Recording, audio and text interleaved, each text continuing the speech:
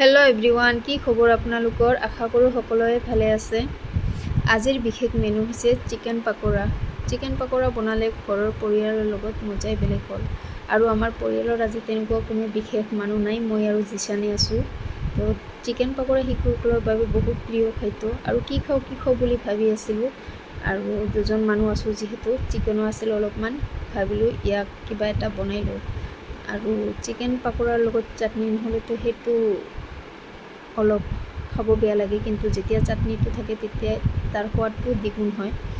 এয়া চাওক, মই মাংসখিনি দুবাৰকৈ ধুই লৈছোঁ আৰু দুবাৰকৈ ধুই লোৱাত মাংস তাতেই সিজি গৈছে। আৰু ইয়াত এড কৰিছোঁ মই কৰ্ণফ্ল'ৰ, মছলা গুড়ি, হালধি গুড়ি, নিমখ সোৱাদ অনুসৰি, আৰু এইখিনি গোটেইবিলাক মিক্স কৰি মই অলপমান 10 মিনিটমান ঢাকি ৰাখিছিলোঁ।